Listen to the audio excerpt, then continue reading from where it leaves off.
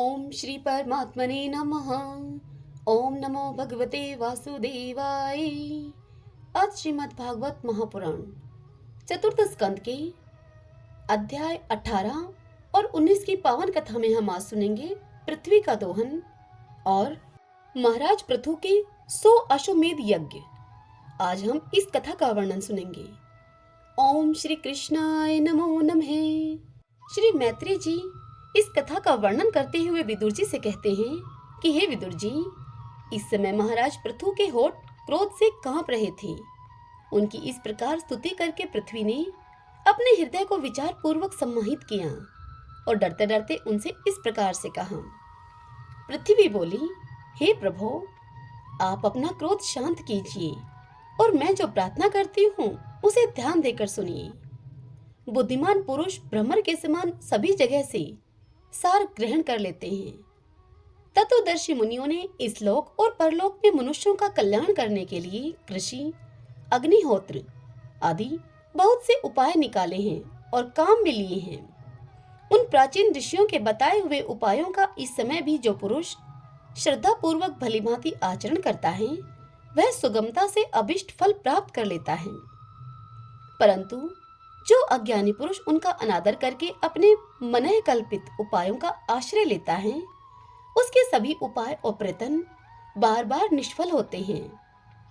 हे राजन, पूर्व काल में ब्रह्मा जी ने जिन धान्य आदि को उत्पन्न किया था, मैंने देखा कि यम नियमों आदि व्रतों का पालन न करने वाले दुराचारी लोग ही उन्हें खाए जा रहे हैं। हे लोक रक्षक, आप राजा लोगों ने मेरा पालन और आदर करना छोड़ दिया है, इसलिए सब लोग चोरों के समान हो गए हैं। इसी से यज्ञ के लिए औषधियों को मैंने अपने में छिपा लिया है।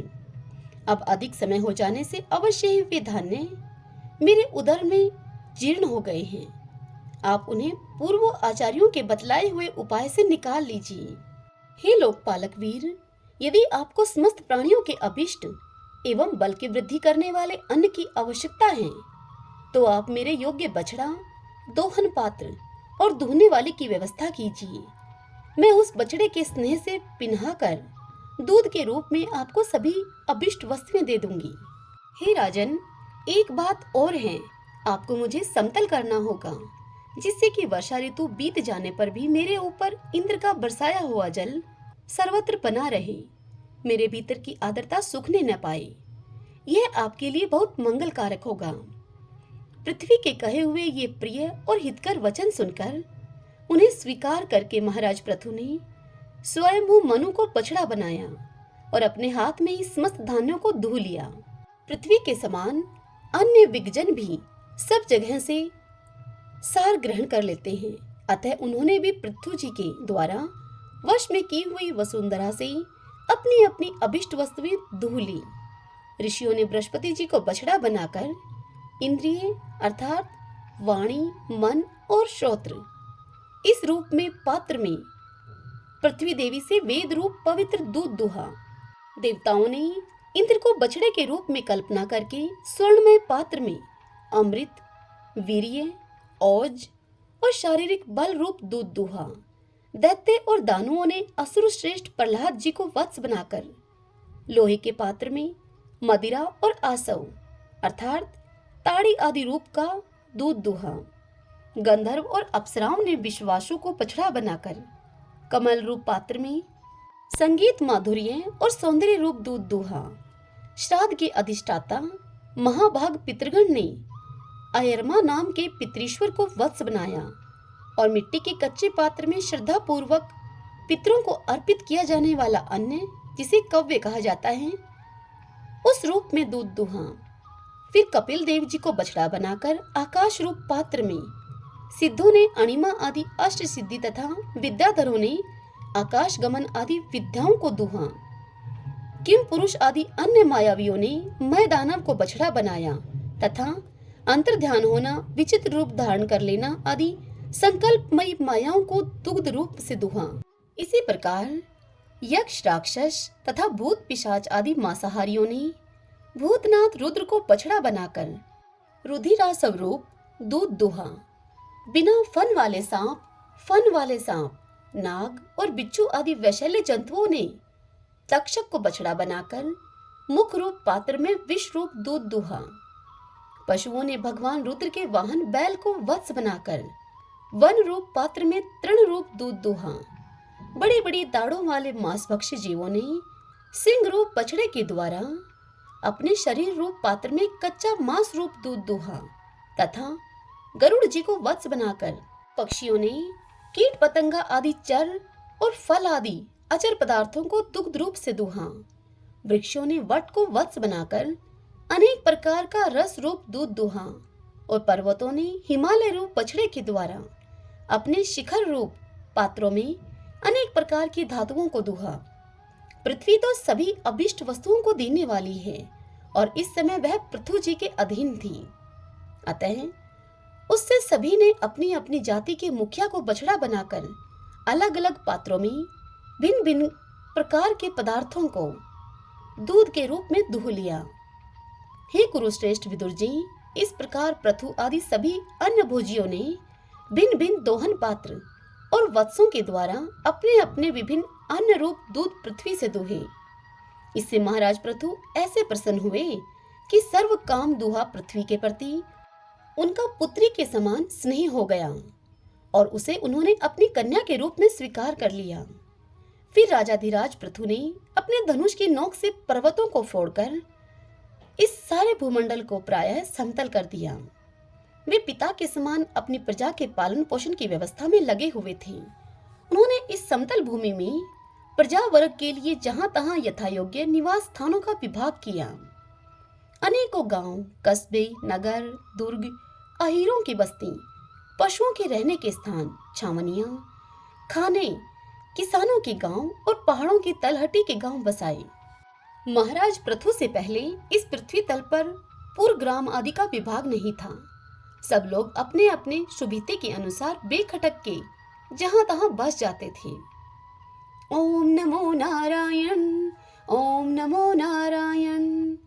इस कथा को सुनाते हुए श्री मैत्रेय जी विदुर जी से कहते हैं कि हे विदुर जी, महाराज मनु के ब्रह्मावर्त क्षेत्र में जहां सरस्वती नदी पूर्व मुखी होकर बहती है, राजा पृथु ने अश्वमेध यज्ञों की दीक्षा ली। यह देखकर भगवान इंद्र को विचार हुआ कि इस प्रकार तो पृथु के कर्म मेरे कर्मों की अपेक्षा भी बढ़ जाएंगे, इसलिए वे उनके यज्ञ महोत्सवों को सहन न कर सके। महाराज पृथु के यज्ञ में सबके अंतरात्मा सर्वलोक पूज्य जगदीश्वर भगवान हरि ने यज्ञेश्वर रूप से साक्षात दर्शन दिया था। उनके साथ ब्रह्मा, रुद्र तथा अपने अपने अनुचरों के सहित लोकपालगण भी पधारे थे।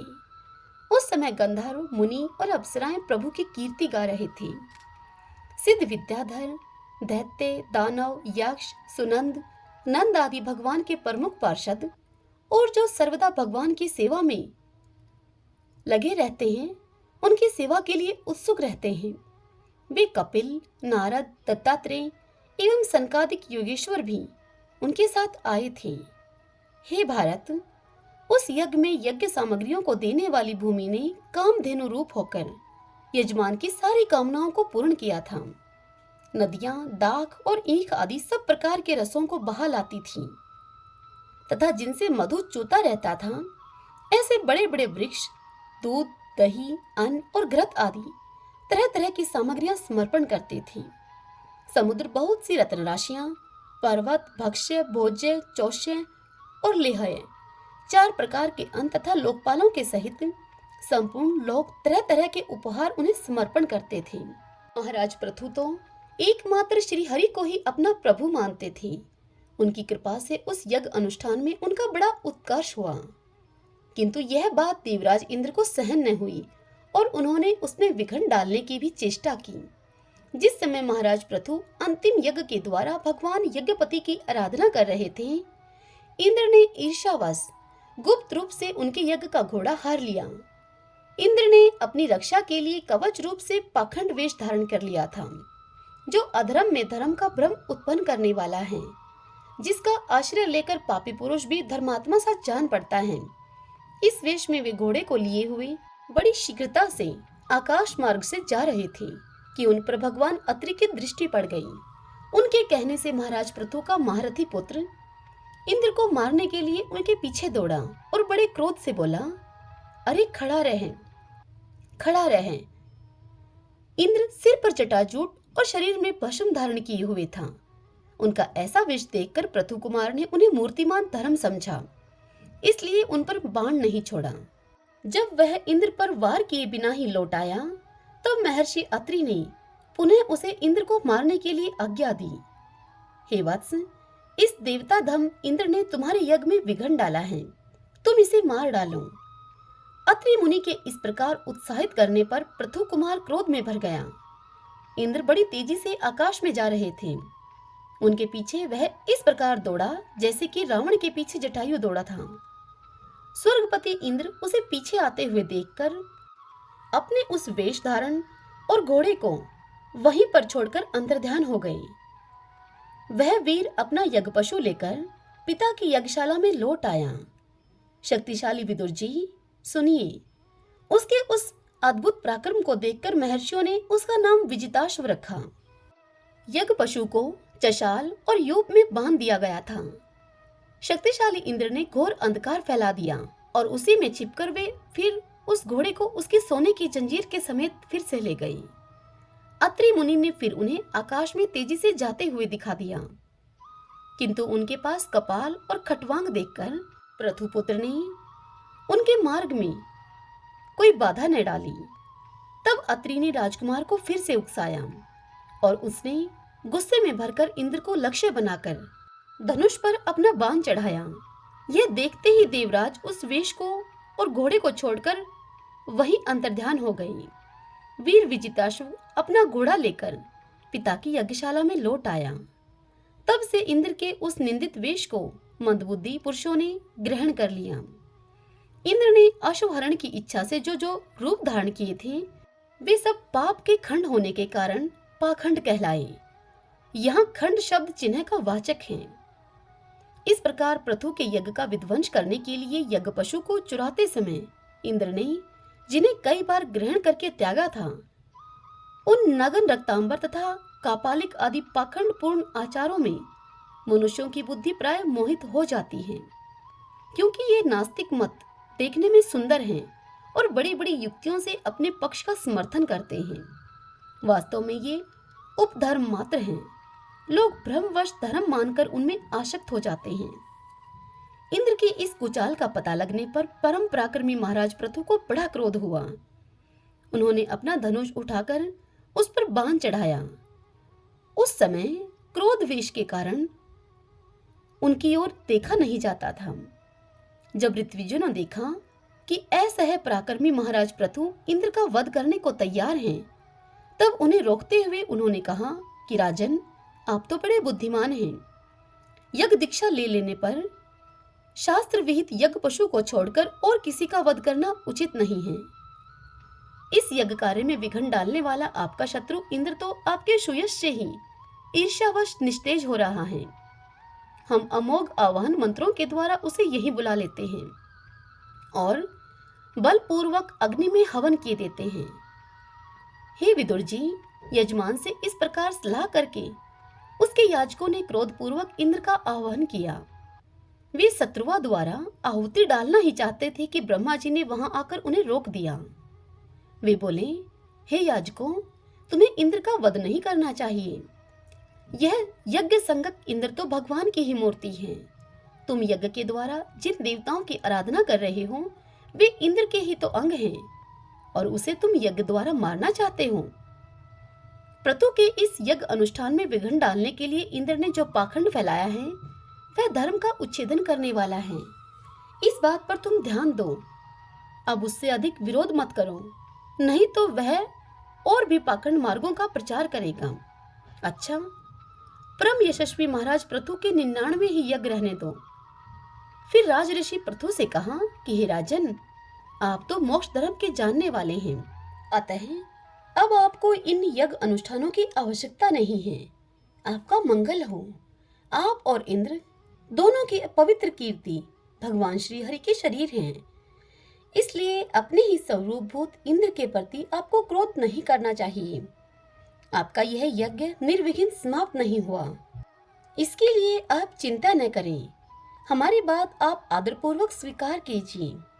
देखिए, जो मनुष्य विधाता के बिगाड़े हुए काम को बनाने का विचार करता है, उसका मन अत्यंत क्रोध में भरकर भयंकर मोह में फंस जाता है। बस इस यज्ञ को बंद कीजिए। इसी यज्ञ के कारण इंद्र के चलाए हुए पाखंडों से धर्म का नाश हो रहा है, क्योंकि देवताओं में बड़ा दुराग्रह होता है। जरा देखिए तो, जो इंद्र घोड़े को चुराकर आपके यज्ञ में विघन डाल रहा था, उसी के रचे हुए इस मनोहर पाखंडों की ओर सारी जनता खिंचती चली जा रही है। हे राजन, आप साक्षात विष्णु के अंश हैं। वे इनके दुराचार से धर्म लुप्त हो रहा था। उस समय उचित धर्म की रक्षा के लिए ही आपने उसके शरीर से अवतार लिया है। अतः हे प्रजापालक पृथु जी, आप अपने इस अवतार का उद्देश्य विचार करके भृगुवादी विश्व रचयिता मुनीश्वरों का संकल्प पूर्ण कीजिए। यह प्रचंड पाखंड पथ रूप इंद्र की माया अधर्म की जननी है। आप इसे नष्ट कर डालिए। इस कथा को सुनाते हुए श्री मैत्री जी विदुर जी से कहते हैं कि हे विदुर जी, लोग गुरु भगवान ब्रह्मा जी के इस प्रकार समझाने पर प्रबल पराक्रमी महाराज पृथु ने यज्ञ का आग्रह छोड़ दिया और इंद्र के साथ प्रीतिपूर्वक संधि भी कर ली। इसके पश्चात जब वे एकांत स्नान करके निर्वृत्त हुए, तब उनके यज्ञों से तृप्त हुए देवताओं ने उन्हें अभिष्ट वरदान दिए। आदिराज पृथु ने अत्यंत श्रद्धा पूर्वक ब्राह्मणों को दक्षिणाएं दी तथा ब्राह्मणों ने उनके सत्कार से संतुष्ट होकर उन्हें अमोघ आशीर्वाद दिए। वे कहने लगे कि महाबाहो, आपके बुलाने से जो पितृ, देवता, ऋषि और मनुष्य आदि आए थे, उन सभी का आपने दान मान से खूब सत्कार किया है। हरि ओम तत्सत। ओम नमो नारायण। ओम नमो नारायण। भगतजनों, आज की यह कथा यहीं समाप्त हुई। कल की कथा में हम सुनेंगे महाराज पृथु की यज्ञशाला में श्री विष्णु भगवान का प्रादुर्भाव तथा महाराज पृथु का अपनी प्रजा को उपदेश देना। कल हम इस पावन कथा का रसपान करेंगे।